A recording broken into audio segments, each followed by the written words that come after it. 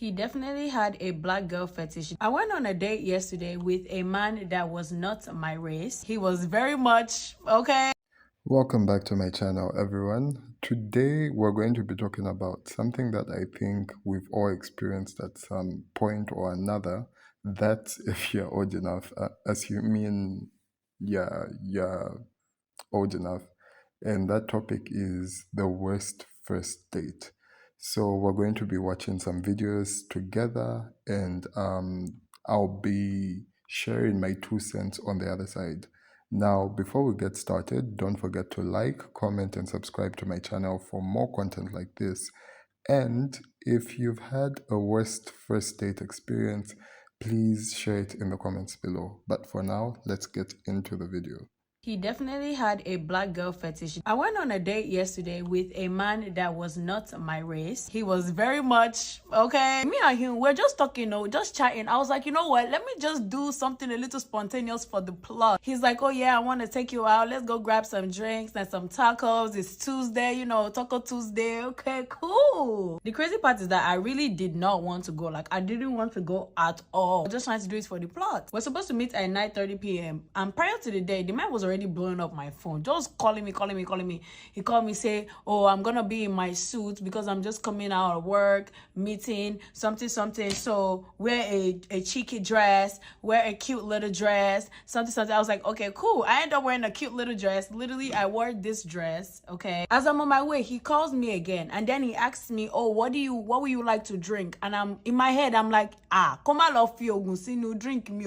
Don't go and poison me. Like, no, I'm like, and then I told him, I'm like, no, I'll wait till I get there before I order my drink. Like, I'm literally like 3 minutes away. There's no rush. You know what I'm saying? I get there, boom. He already was looking at me from outside the window. So he came outside to like open the door and do his little one too, I guess. So I was just like, okay, cool. That did not impress me. That's normal. I'm sorry. That's the bare minimum. Get there, order my espresso martini. He's already done with his own espresso martini. And I'm like, oh my gosh, like you just got here. At first, he's a vibe. But then after maybe 10, maybe 20 minutes, he starts with the sexual talk. Oh my God. I just met you, bro. So I'm just like, okay, you're funny.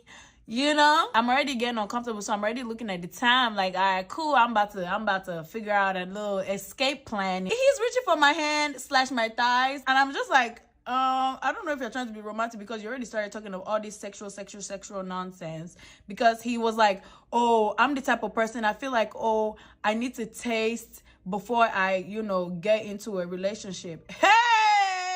Like, no, sir. That ain't what we doing over here. I actually tell him, I'm like, okay, I don't think this is what we should be talking about on the first date. Especially because, like, I just met you for real. Every time he finishes talking about anything sexual, he will go like, you should come see my balcony after this. You should come see my balcony after this. And I'm like, only balcony? Which one?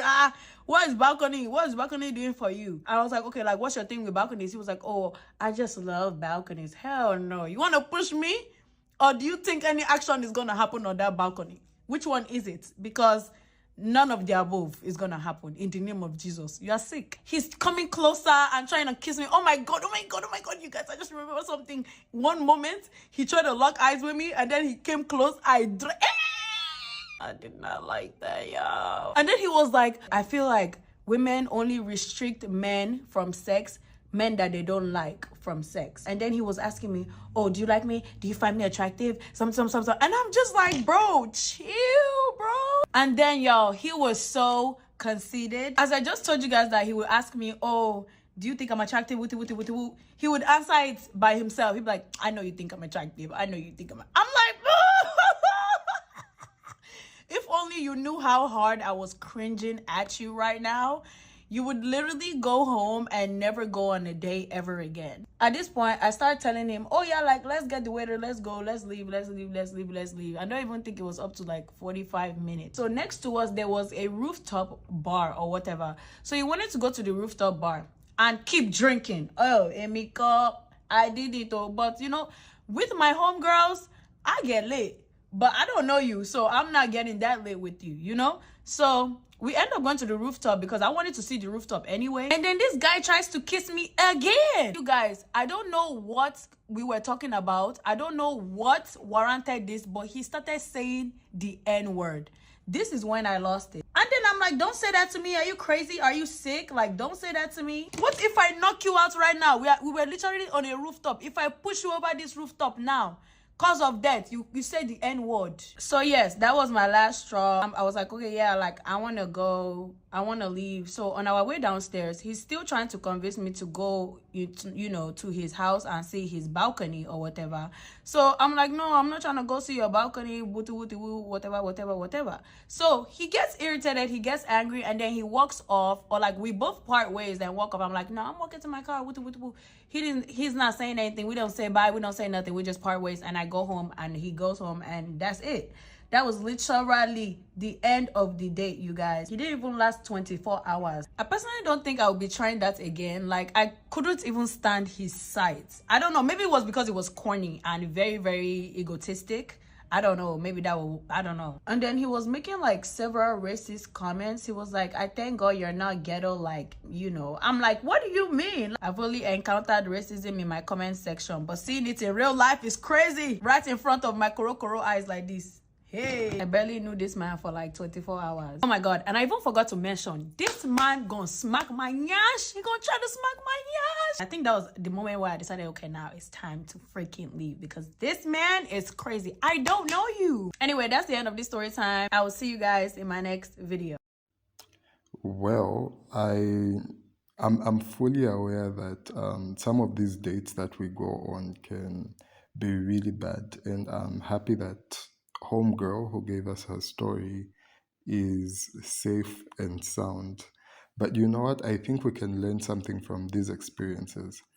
So, going into my reaction, first of all, let's talk about how important it is to know your own self-worth. So, when you know your self-worth, you're not going to settle for less. You're going to know that you deserve to be treated with respect and kindness, and you're not going to put up anything. You're not going to put up with anything less, rather. And that's so important because it can save you from getting into a toxic relationship. So the question is, how can you know your self-worth? Here are some tips. The first one being, take time to reflect on your values and what you really want in life. I love to journal a lot, so journaling makes me self-aware of my values and my principles and what I really want in life, so that when someone comes around, I'm basically ticking those boxes. Now I know it's not okay to some degree to judge people based off of your standards, but if you're going to get into a relationship is something serious, and you want to make sure that you get into something solid. With that being said, the second point is surround yourself with positive people who uplift and support you. People that are positive are very important, because number one, they provide a safe space for you to reach out when something goes wrong.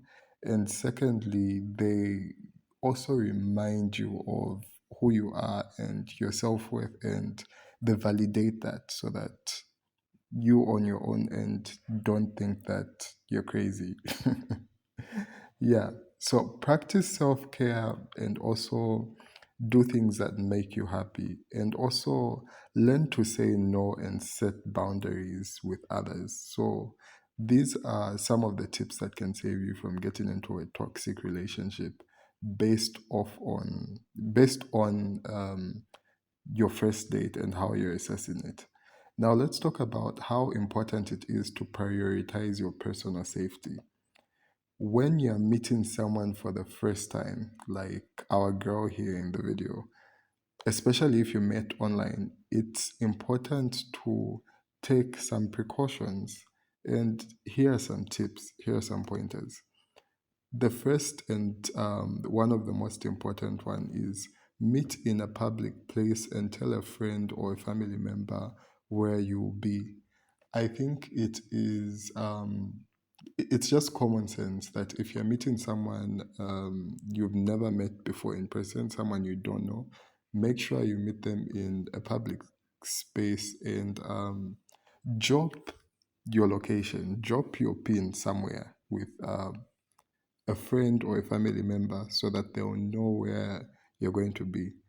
The second tip is don't give out your personal contact information until you've gotten to know the person better. Um, I know that sometimes we can get carried away when we're having a conversation with someone that we are potentially going on a date with, and we get tempted to give out our personal phone number. So, for instance, if you've met someone on a dating site like Badoo or Tinder, first things first, keep that conversation on that specific app before you take it to another application. Keep it there for a while. And then when you get to know the person better, you are going to be able to assess if they are worth having your personal contact information.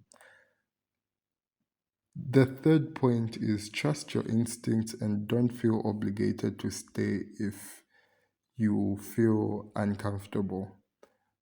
I always say this to my friends: God gave you a gut for a reason, so listen to it. Listen to it.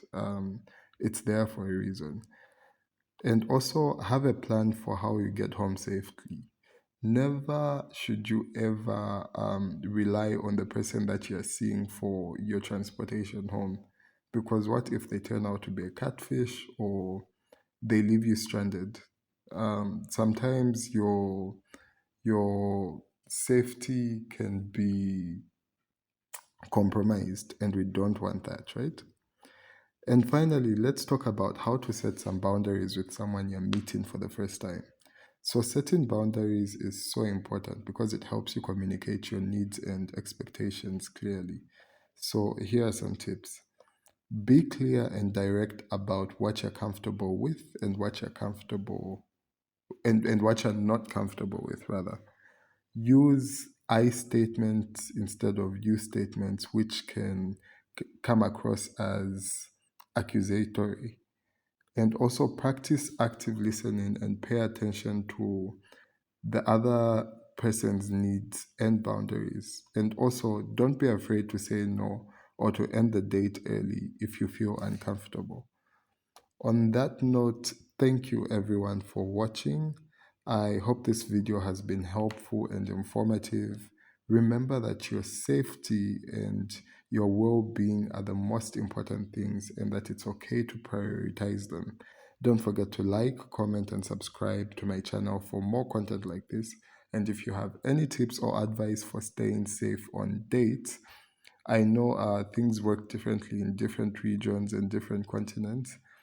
So if you've got any tips or advice, please share them in the comments below. And thanks for watching. I'll see you in the next video.